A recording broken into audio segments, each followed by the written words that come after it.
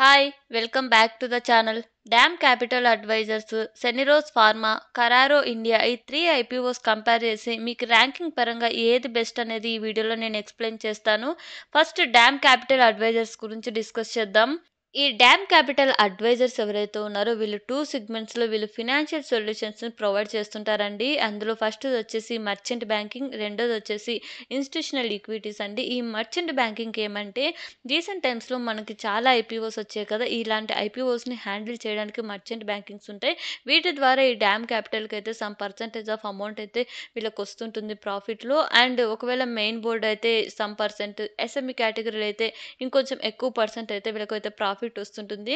And ఇప్పటిదాకా వీళ్ళు 27 ఐపీఓస్‌ని అయితే తీసుకొచ్చారు. వాటిలో చాలా మంచి ఐపీఓస్ ఉన్నాయి. పోస్ట్ లిస్టింగ్ తర్వాత కూడా చాలా మంచి రిటర్న్స్ వచ్చాయని చెప్తున్నారు. అండ్ రీసెంట్‌గా కూడా మొబిక్విక్ కూడా వీళ్ళే ఐపీఓని తీసుకొచ్చారు. అండ్ వీటితో పాటుగా ఈ ప్రైవేట్ ఈక్విటీ ఫండ్స్ రైజ్ చేసినప్పుడు వీళ్ళకి కావాల్సిన services and financial advisory services కూడా ప్రొవైడ్ చేస్తారు.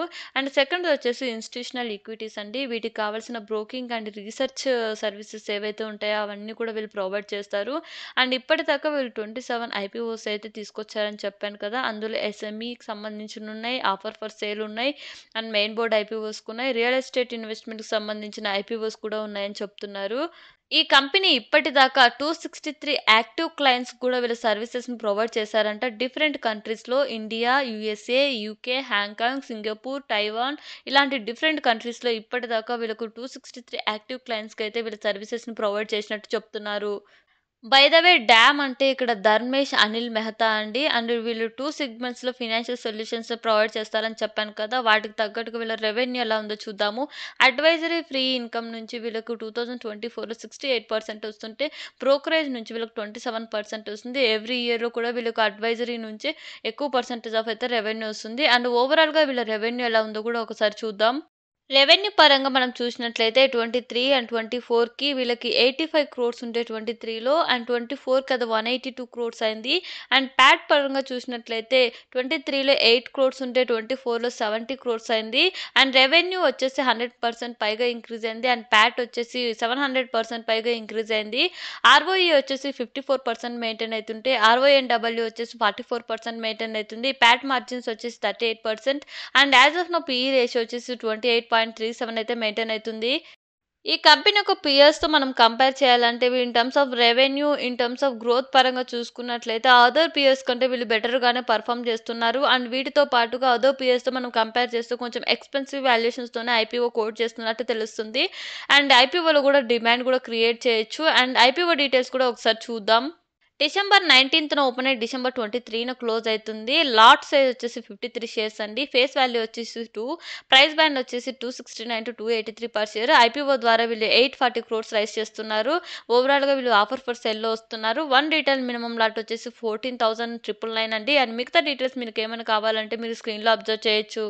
ఈ కంపెనీ పరంగా రిస్క్ ఫ్యాక్టర్స్ చూసినట్లయితే ఈ బిజినెస్‌లో పర్టిక్యులర్‌గా చాలా కాంపిటీషన్ ఉంటది. మనం పియర్స్ కూడా చూసినట్లయితే చాలా కంపెనీసే ఉన్నాయి.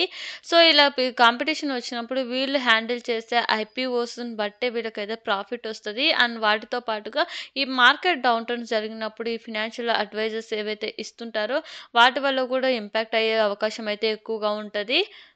నెక్స్ట్ వచ్చేసి సెనిరోస్ ఫార్మాస్యూటికల్ లిమిటెడ్ అండి. వీళ్ళొచ్చేసి ఫార్మా ప్రొడక్ట్‌ని మ్యానుఫ్యాక్చర్ చేసి డిఫరెంట్ కంట్రీస్‌కైతే వీళ్ళు ఎక్స్‌పోర్ట్ చేస్తుంటారు. బట్ డైరెక్ట్ కన్స్యూమర్స్ కాకుండా regulator markets and emerging markets ద్వారా అయితే వీళ్ళ ప్రొడక్ట్‌ని అయితే ఎక్స్‌పోర్ట్ చేస్తుంటారు. ఇక్కడ రెగ్యులేటర్ మార్కెట్స్ అంటే వీళ్ళు డైరెక్ట్‌గా మార్కెట్ పార్ట్నర్స్ ఎవరైతే ఉంటారో వాళ్ళతో టై అప్ అయ్యి వీళ్ళ యొక్క ప్రొడక్ట్‌ని అయితే డిస్ట్రిబ్యూట్ చేస్తుంటారు. అండ్ ఎమర్జింగ్ మార్కెట్స్ అంటే లోకల్ డిస్ట్రిబ్యూటర్స్ ఎవరైతే ఉంటారో వాళ్ళతో టై అప్ అయ్యి వీళ్ళ యొక్క ప్రొడక్ట్‌ని అయితే డిస్ట్రిబ్యూట్ చేస్తుంటారు. అండ్ అంతే కాకుండా ఆ లోకల్‌లో ఉన్న హాస్పిటల్స్‌తో కూడా వీళ్ళు టై అప్ అయ్యి వీళ్ళ సర్వీసెస్‌నయితే ప్రొవైడ్ చేస్తుంటారు.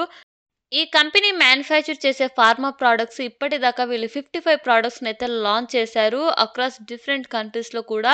అండ్ ఆర్&డి ఫెసిలిటీస్ వచ్చేసి ఇండియా అండ్ యూఎస్‌లో ఉన్నాయి. ఈ ఎమర్జింగ్ మార్కెట్‌కి సంబంధించిన ఇంజెక్టబుల్ అండ్ ఏపీఐస్ వీళ్ళు మ్యానుఫ్యాక్చర్ చేశారు అక్రాస్ 43 కంట్రీస్‌కి. అండ్ వీళ్ళ యొక్క ఫినాన్షియల్స్ ఎలా ఉన్నాయో కూడా ఒకసారి చూద్దాం. ఈ కంపెనీ ప్రొవైడ్ చేసే బిజినెస్ సెగ్మెంట్స్ నుంచి మనం రెవెన్యూ చూసినట్లయితే గనక రెగ్యులేటర్ మార్కెట్స్ నుంచి వీళ్ళకి 67% వస్తుంటే ఎమర్జింగ్ మార్కెట్స్ బిజినెస్ నుంచి వచ్చేసి 20% వస్తుంది. అండ్ 23 అండ్ 22 చూసుకున్నట్లయితే ఈ ఎమర్జింగ్ మార్కెట్స్ నుంచి వీళ్ళకి ఎలాంటి రెవెన్యూ అయితే రాలేదు. And next critical care injectable నుంచి వీళ్ళకి 2% వస్తుంది. ఏపీఐ బిజినెస్ నుంచి 6% రెవెన్యూ అయితే వస్తుంది. అండ్ అదర్ ఆపరేషనల్ ఇన్‌కమ్ నుంచి వీళ్ళకి 2.5% అయితే రెవెన్యూ జనరేట్ అయితుంది. అండ్ ఈ ఫార్మా కంపెనీస్ ఏవైతే ఉంటాయో యూఎస్‌లో గాని, కెనడాలో గాని, యూకేలో గాని రెగ్యులేటెడ్ మార్కెట్స్ ద్వారా వీళ్ళ ప్రొడక్ట్‌నైతే డిస్ట్రిబ్యూట్ చేసుకుంటూ ప్రాపర్ రెవెన్యూనైతే ఇంక్రీజ్ చేసుకుంటూ వస్తున్నారు.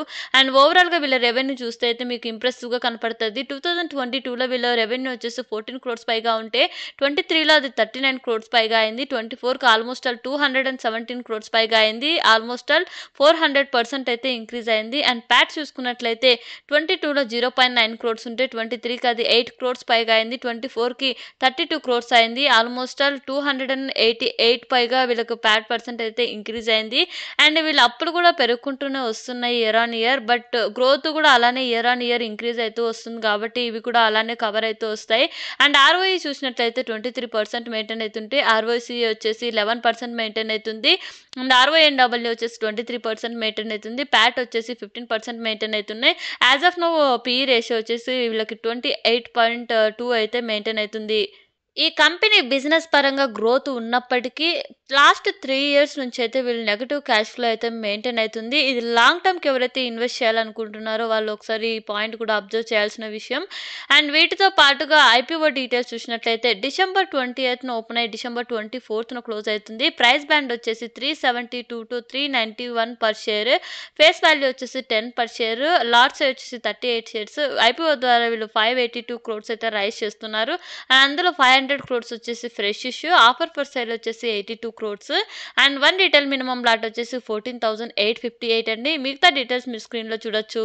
ఈ కంపెనీ యొక్క రిస్క్ ఫ్యాక్టర్స్ మనం చూసినట్లయితే జనరల్‌గా ఫార్మా ప్రొడక్ట్స్ మ్యానుఫ్యాక్చర్ చేసే దాంట్లో స్టాండర్డ్ క్వాలిటీ మెయింటైన్ చేయకపోవడం వల్ల వీళ్ళ ప్రొడక్ట్ మీద ఇంపాక్ట్ పడే అవకాశం ఉంటది. సో, అలాంటప్పుడు రెవెన్యూ కూడా ఇంపాక్ట్ పడిద్ది.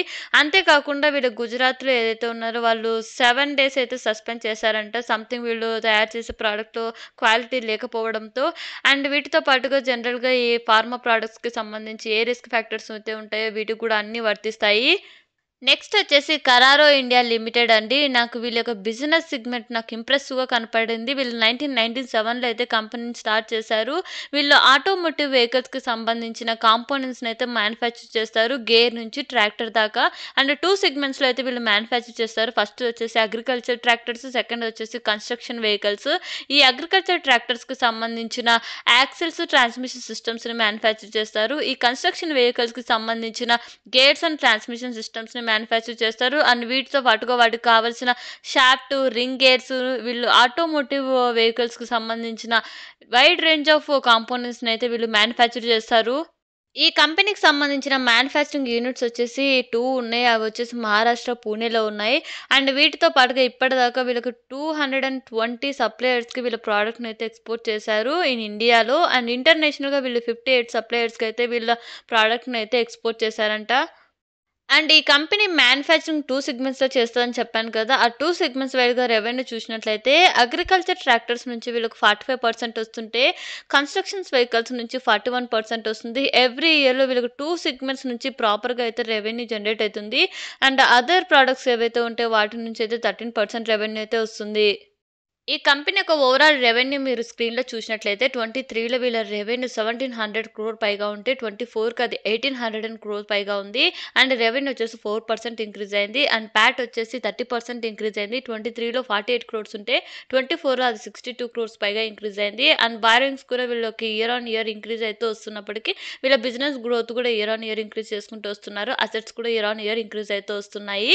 అండ్ మార్కెట్ క్యాపిటల్ వచ్చేసి 4000 క్రోర్స్ పైగా ఉంది. అండ్ ఆర్ఓఈ వచ్చేసి 17%, ఆర్ఓసీ వచ్చేసి 19%, డెబ్ట్ ఈక్విటీ వచ్చేసి 0.58, ఆర్ఓఎన్‌డబ్ల్యూ వచ్చేసి 16% మెయింటైన్ అయితుంటే, ప్యాట్ మార్జిన్స్ వచ్చేసి 3% మెయింటైన్ అయితున్నాయి. And PE ratio as of now వచ్చేసి 40 ఉంది. అండ్ ఐపీఓ డీటెయిల్స్ కూడా ఒకసారి చూసిన తర్వాత ఈ కంపెనీ యొక్క పీఎస్ కూడా మనం కంపేర్ చేద్దాం. డిసెంబర్ 20న ఓపెన్ అయ్యి డిసెంబర్ 24న క్లోజ్ అవుతుంది. ఫేస్ వాల్యూ వచ్చేసి 10 పర్ షేర్. ప్రైస్ బ్యాండ్ వచ్చేసి 668-704 పర్ షేర్. లాట్ సైజ్ వచ్చేసి 21 షేర్స్. ఐపీఓ ద్వారా వీళ్ళు 1250 క్రోర్స్ రైజ్ చేస్తుంటే ఓవరాల్‌గా వీళ్ళు ఆఫర్ ఫర్ సేల్‌లో వస్తున్నారు. అండ్ 1 రిటైల్ మినిమమ్ లాట్ వచ్చేసి 14,784 అండి. అండ్ మిగతా డీటెయిల్స్ మీరు స్క్రీన్‌లో అబ్జర్వ్ చేయొచ్చు. ఈ కంపెనీ ఒక లిస్టెడ్ పియర్స్ చూసినట్లయితే in terms of return on net worth చూసినట్లయితే అదర్ పియర్స్ కంటే వీళ్ళు బెటర్‌గానే పర్ఫార్మ్ చేస్తున్నారు. And action construction equipment limited ఏదైతే ఉందో ఇది కూడా బెటర్‌గానే పర్ఫార్మ్ చేస్తున్నప్పుడు కొంచెం ఎక్స్‌పెన్సివ్ వాల్యూస్‌తో అయితే ఉన్నట్టు తెలుస్తుంది. అండ్ లిస్టెడ్ పియర్స్‌తో మనం కంపేర్ చేసినట్లయితే ఇన్ టర్మ్స్ ఆఫ్ పీఈ రేషియోలో వీళ్ళు లోయర్ అండర్ మార్కెట్ వాల్యుయేషన్స్‌తో ఐపీఓను కోట్ చేసినట్టు తెలుస్తుంది. ఈ కంపెనీ యొక్క రిస్క్ ఫ్యాక్టర్స్ మనం చూసినట్లయితే మార్కెట్‌లో వీటికి కాంపిటీషన్ కూడా ఎక్కువనే ఉంటది. వీటి యొక్క ప్రైజింగ్‌ని బట్టి మార్కెట్‌లో డిమాండ్ కూడా వీళ్ళకుంటది. వాటి యొక్క డిమాండ్ పడిపోతే మాత్రం వీళ్ళ బిజినెస్ మీద అయితే ఇంపాక్ట్ పడే అవకాశం ఉంటది. అంతేకాకుండా అగ్రికల్చర్ ట్రాక్టర్స్‌కి సంబంధించిన బిజినెస్ ఏదైతే ఉంటదో ఈ ట్రాక్టర్ పర్ఫార్మెన్స్‌ని బట్టి వీళ్ళ బిజినెస్ డిపెండ్ అయి ఉంటది. సో, ఇలాంటప్పుడు ఆ ట్రాక్టర్ పర్ఫార్మెన్స్ సరిగ్గా లేకపోయినా లేదా ఆ ట్రాక్టర్‌కి డిమాండ్ లేకపోయినా ఓవరాల్ బిజినెస్ మీద కూడా ఎక్కువ ఇంపాక్ట్ పడే అవకాశాలైతే ఉంటాయి. ఫైనల్‌గా ఈ 3 కంపెనీస్ మనం కంపేర్ చేసి ఏది బెస్ట్ చెప్పాలంటే, ఫస్ట్ ఈ 3 కంపెనీస్ ఒకే సెగ్మెంట్‌లో రావట్లేదు. ఇండివిడ్యువల్‌గా వాళ్ళ యొక్క బిజినెస్ కూడా డిఫరెంట్ ఉంది. సో, మనము ఒకే కంపెనీ బెస్ట్ అని చెప్పలేము. బట్ నా పరంగా మీకు రిటర్న్స్ పరంగా ఏది బెస్ట్ అనేది నేను చెప్తాను. డామ్ క్యాపిటల్ అడ్వైజర్స్ ఏదైతే ఉందో ఇన్ టర్మ్స్ ఆఫ్ వాళ్ళ ఫినాన్షియల్స్ చూసినప్పటికి నాకు స్ట్రాంగ్‌గా కనపడుతుంది. పాట్ మార్జిన్స్ చూసినా, ఆర్ఓఈ చూసినా. అండ్ నెక్స్ట్ వచ్చేసి నేను కరారో ఇండియా లిమిటెడ్ చూసుకున్నా. యాక్చువల్‌గా దీని గ్రే మార్కెట్ ప్రీమియం ఇంకా స్టార్ట్ అవ్వలేదు. బట్ ఫినాన్షియల్ వైస్‌గా చూసినప్పటికీ వీళ్ళ ప్రాఫిటబిలిటీ పరంగా చూసినప్పుడు తక్కువనే. బట్ బిజినెస్ సెగ్మెంట్ ఏదైతే ఉందో అది నాకు కొంచెం ఇంప్రెసివ్‌గా కనపడింది. అందుకు నేను సెకండ్‌లో తీసుకుంటున్నాను. అండ్ వీళ్ళ క్యాపిటల్ కూడా మార్కెట్ క్యాపిటల్ అదర్ 2 కంపెనీస్ కంటే ఎక్కువే. అప్పులు కూడా చాలా తక్కువున్నాయి. బట్ ఎందుకు ఆఫర్ ఫర్ సేల్‌లో వస్తున్నారనేది నా క్వెషన్. అండ్ థర్డ్ వచ్చేసి సెనెరో ఫార్మాస్యూటికల్స్ అండి. చాలామంది ఈ ఫార్మా ప్రొడక్ట్‌లో ఇన్వెస్ట్ చేయాలని అనుకుంటారు. And in terms of profitability చూసినా మార్కెట్ క్యాపిటల్ పరంగా చూసినా డామ్ క్యాపిటల్‌తో పోలిస్తే మాత్రం తక్కువే. బట్ రిటర్న్ ఆన్ ఈక్విటీ పరంగా చూసుకున్నట్లయితే ఇది కూడా బెటర్‌గానే పర్ఫార్మ్ చేస్తుంది. సో, మీకు ఈ ఐపీఓలో ఏది ఇన్వెస్ట్ చేయాలని ఉందో కింద కామెంట్ చేయండి.